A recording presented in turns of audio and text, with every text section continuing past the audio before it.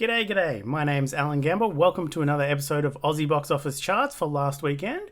Weekend 45. Let's dive in. So, a couple of mixed reports about Predator Badlands.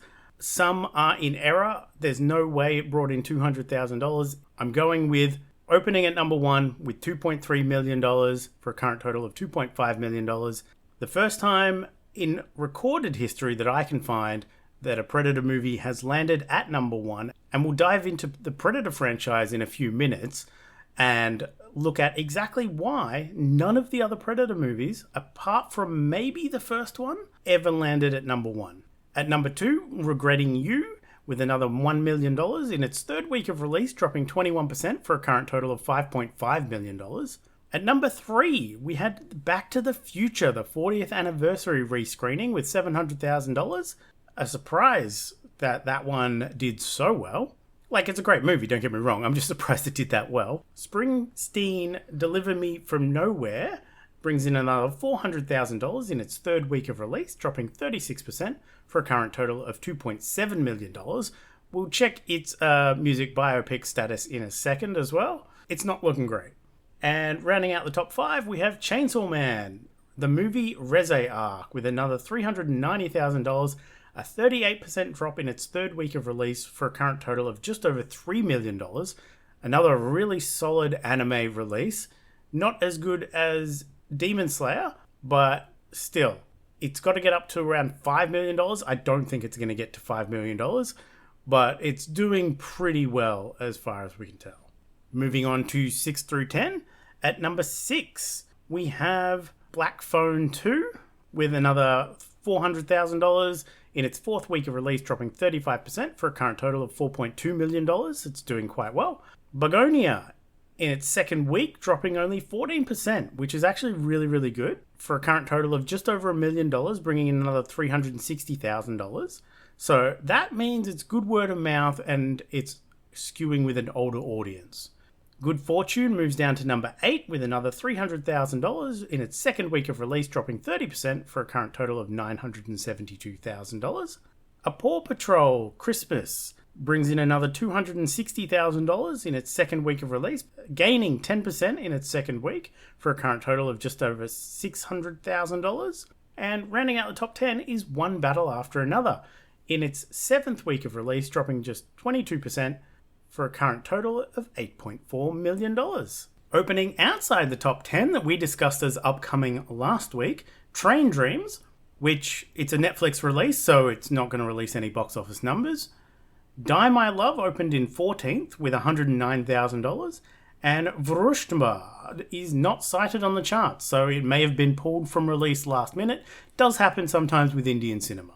So, the Predator franchise. First off, let's take a look at the opening weekend gross in Australian box office history, as far as I can tell. So, Predator Badlands is not the highest opening in terms of a dollar value, but it is the first one to land at number one, and we're going to drill down into that in a second. But let's look at their total gross first, or their opening weekend gross. Predator and Predator 2 in 1987 and 1991 in Australia. Predator 2 came out in January of 1991. No historical records that I can find. I am working on trying to get access to data that old, but it's taking some time. Alien vs. Predator in 2004 opened to $3 million. Aliens vs. Predator Requiem in 2007 opened to $1.9 million. I'm sure those people were happy with not seeing anything on screen. Predators in 2010 opened to $2.6 million. The Predator in 2018 opened to $2.3 million. Prey and Predator Killer of Killers both did not get a theatrical release. They were streaming exclusive. And Predator Badlands opens to $2.3 million. So it's ahead of AVP 2. It's on par with The Predator. And it's behind Predators and Alien vs. Predator. The first two, we don't know. So that's how it sits as a franchise. But let's dig into why have none of the others ever been at number one? First up, Predator. In 1987, it could have opened at number one. There's nothing telling me it didn't, but we have no records. So I can't say for sure. I am going to try and find that information for my own records and for the records of, everyone else. But there's nothing there. But Predator 2, we know it was released January 10th, 1991, and we know what the number one movie that weekend was, and it wasn't Predator 2. It was Kindergarten Cop for that weekend and the following weekend. And then a couple of weeks later, Kindergarten Cop was on top of the charts again.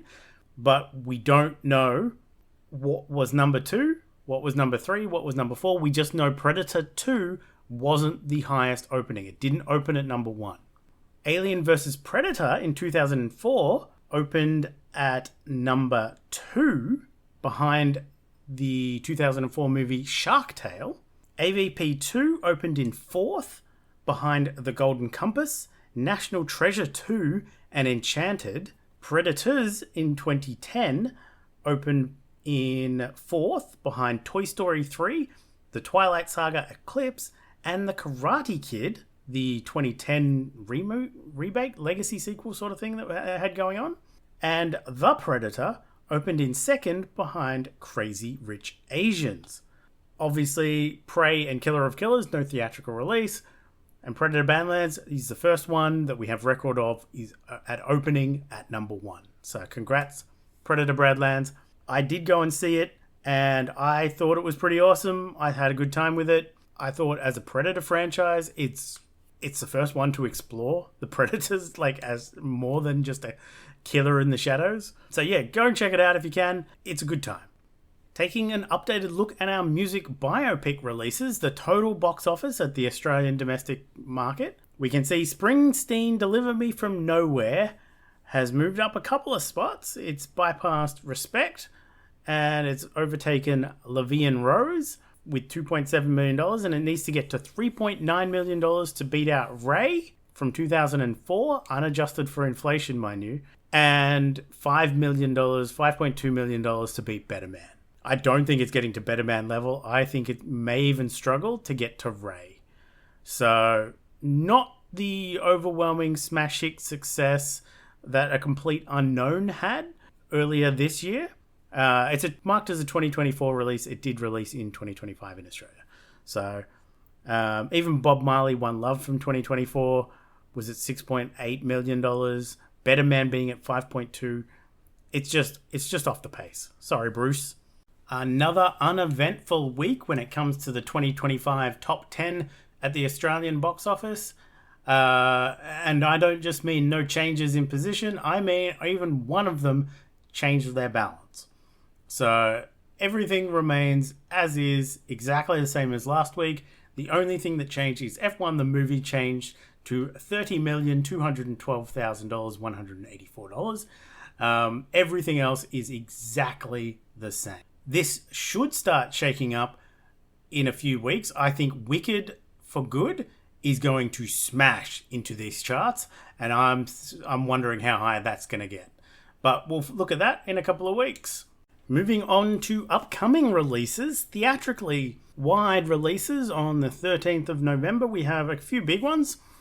The Running Man, one of my most anticipated movies of the year, a reboot/remake of the 1987 action classic, or maybe a remake of the original Stephen King book.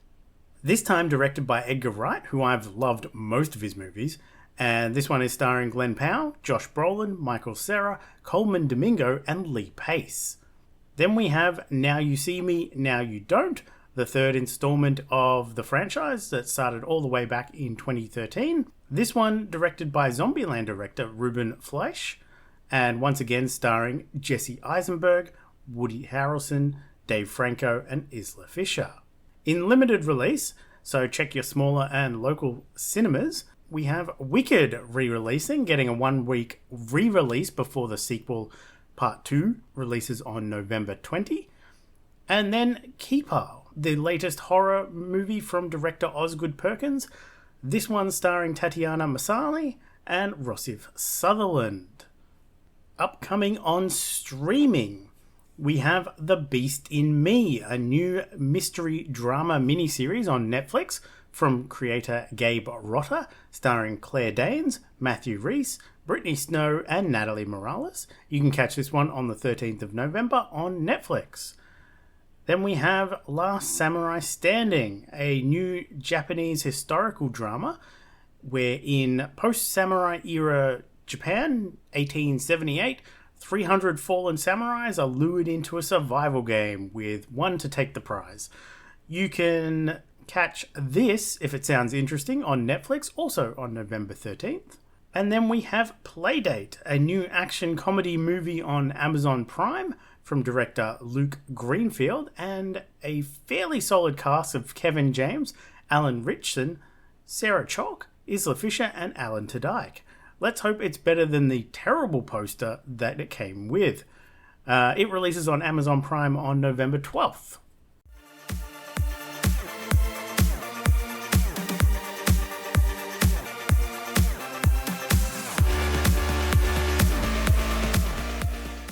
With 5 movies watched for this week's challenge, let's dive into what I caught.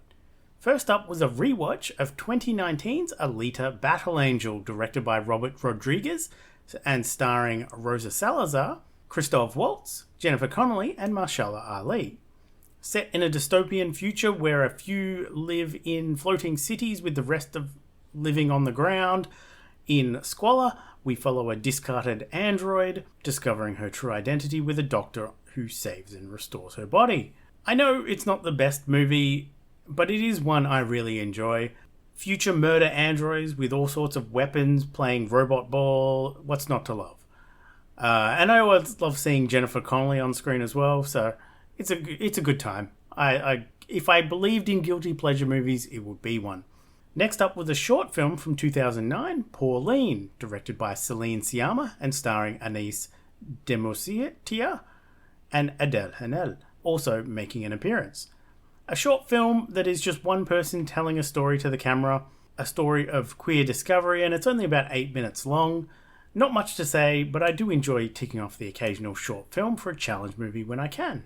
Next was from my 2025 catch-up list with Tornado, written and directed by John McLean, starring Koki, Tim Roth, Jack Lowden, and Takiro Hira, giving us a classic Japanese revenge tale but set in Scotland during the 1790s, where a large amount of gold goes missing from a group of bandits and they obviously want it back. I could see what this movie was going for and the type of movies that inspired it, but it didn't quite land for me.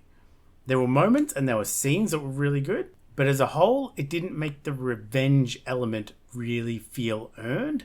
With a good revenge drama, you want to be like, yeah, take that, when your protagonists start taking out the bad guys that wronged them, but this one lacked that.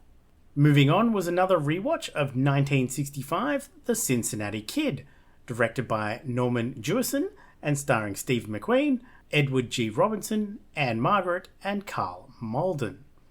An up-and-coming poker player tries to prove himself in a high-stakes match against a long-time master of the game. This one is a classic, and I think it's great for the most part, and mostly holds up with not too many issues from its 1965-era values. Some great shots of long-hour poker sessions, smoky rooms, and all the stakes. Really solid movie.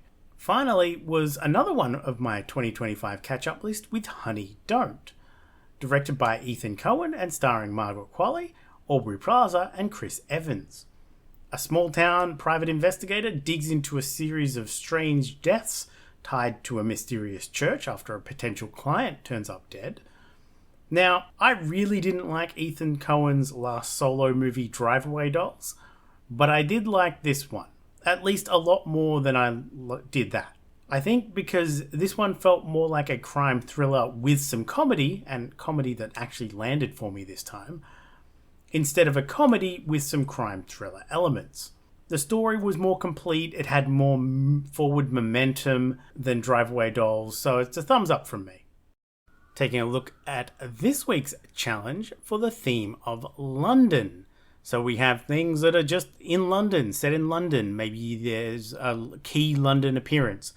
So we have things like Mission Impossible, The Final Reckoning, 28 Days Later, Attack the Block, Boiling Point, Cruella, Closer, Love Actually. So we'll see. Have a look at my shortlist. My shortlist is actually short this week with things like The Kitchen, Night Watch, Better Man, The Lady Killers, Eastern Promises, Scrapper, Paddington's I might get around to, but yeah, we'll see how we go. And that is it for me this week. Tune in next week where we will be looking at how The Running Man performs and Now You See Me, Now You Don't / Now You 3 Me. I'm going to be trying to catch both of those movies. Well, I'm definitely going to catch Running Man. I'm taking Thursday off to see it. Now You 3 Me will depend on if the schedules and sessions align. I'm not too stressed if I miss it, but I will try and catch it if I've got the day off, so we'll see how we go. Only 2 big releases. I'll be curious to see how Wicked re-release does as an indicator of how Wicked Part 2 might do. But yeah, that's it for me this week. Have a good one. Watch more movies, and I'll see you next week. Bye!